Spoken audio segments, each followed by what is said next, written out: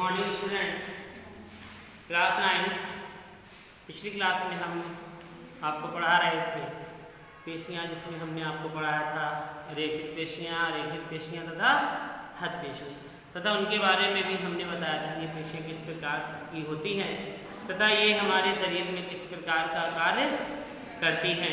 तो अब हम उसी के आगे आपको पढ़ाएंगे विभिन्न प्रकार की पेशियों में अंतर, यानी कि आप लिख सकते हैं विभिन्न प्रकार की ये पेशियाँ कौन कौन सी हैं, रेखित, अरेखित और हद। तो ऐसे भी आप लिख सकते हैं कि रेखित अरेखित पेशियों में अंतर, या फिर आप ऐसे लिख सकते हैं कि विभिन्न प्रकार की पेशियों में अंतर। तो हेडिंग डाल लीजिए विभिन्न प्रकार की पेशियों में अंतर।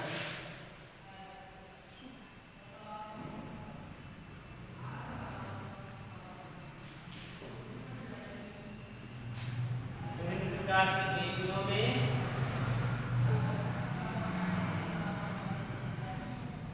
यानी कि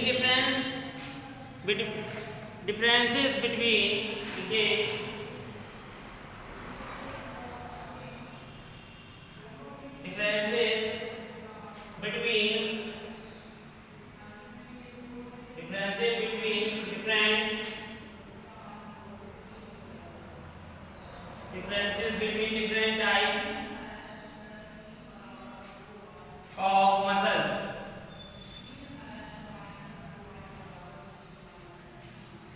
Difference between different types of muscles.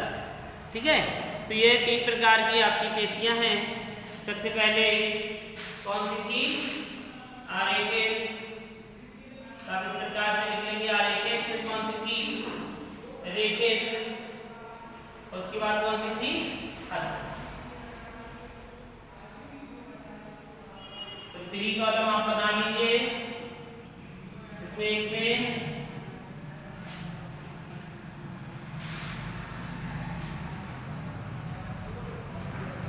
इस प्रकार से, ठीक है, बना लिया।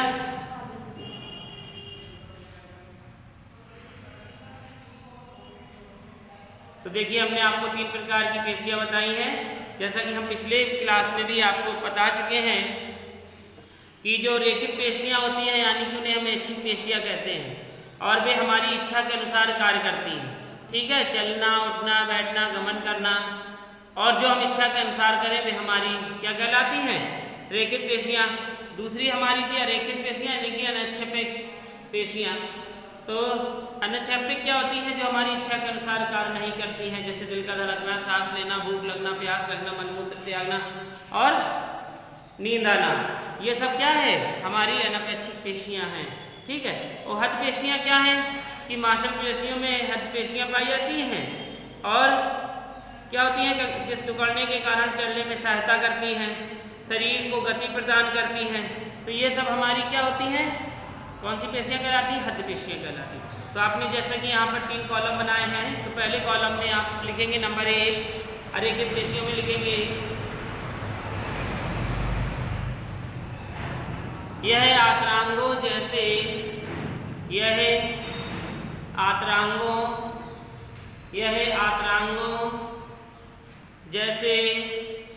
आमाशय,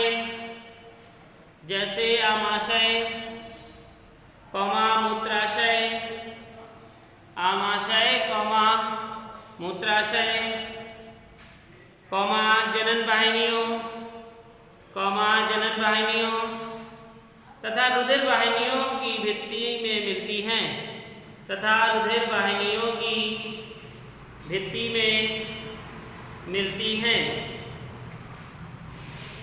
वाहिनियों की भित्ति में मिलती हैं, तो देखिए अरेखित पेशियां कहाँ पे अगर पूछा जाए कि ये कहाँ पर पाई जाती हैं, तो आपके लिए बिल्कुल आसान है कि आमाशय में, मूत्राशय में, जनन वाहिनियों तथा रुधिर वाहिनियों।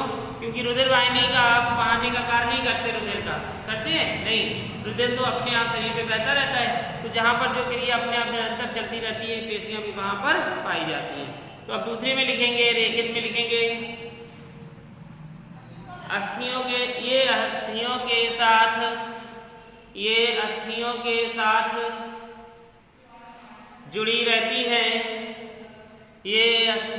साथ जुड़ी रहती हैं, और शरीर की पेशियों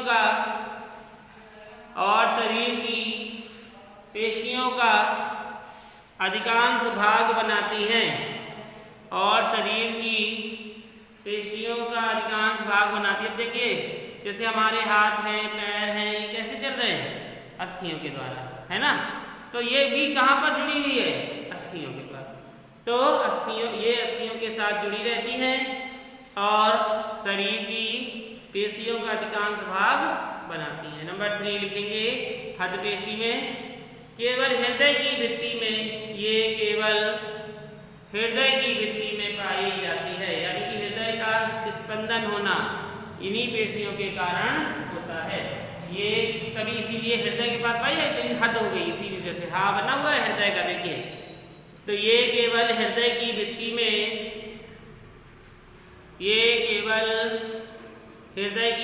में पाई जाती हैं। नंबर 2 लिखेंगे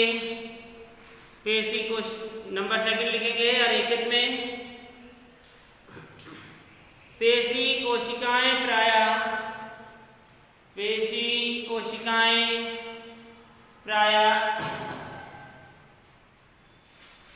तरकु रूप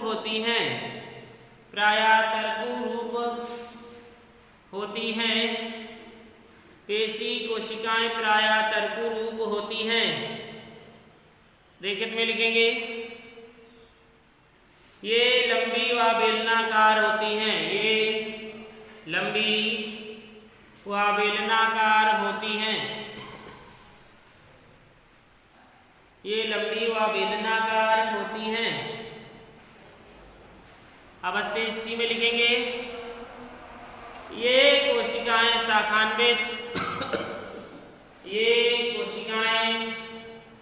शाखान्वित होती हैं और परस्पर मिलकर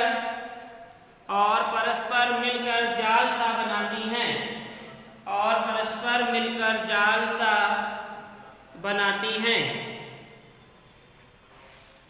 अगला लिखेंगे अरेखित में लिखेंगे 3rd पॉइंट पेशी एक केंद्रीय होती है, पेशी एक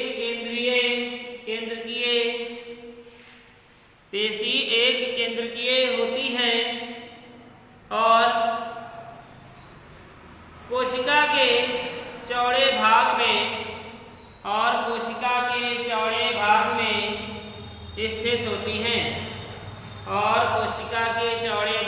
स्थित होती हैं, तो देखिए आपको समझ में आ गया रेखित पेशियां कहाँ स्थित होती हैं? कोशिका के बीचों बीच भाग में, जहाँ पर चौड़ा स्थान होता है वहीं पर अरेखित पेशियां स्थित होती हैं। रेखित पेशियों में लिखेंगे इनमें पेशी तंतु बहुकेंद्रकीय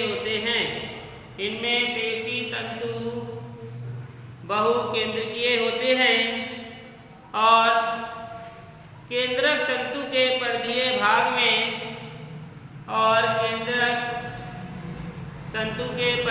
भाग में सार्कोलेमा के ठीक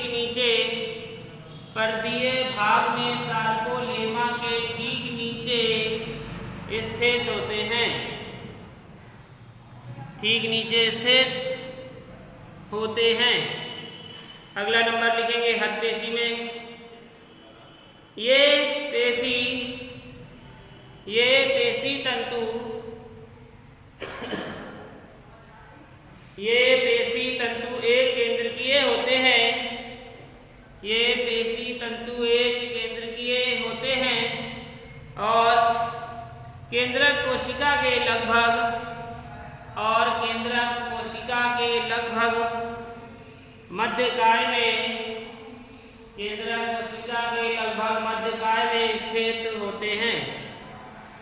मध्यकाय में स्थित होते हैं,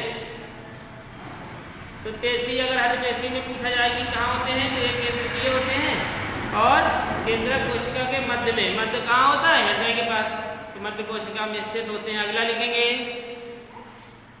इसमें लिखेंगे अरेखित में लिखेंगे इसमें किसी प्रकार की पट्टियां नहीं होती हैं।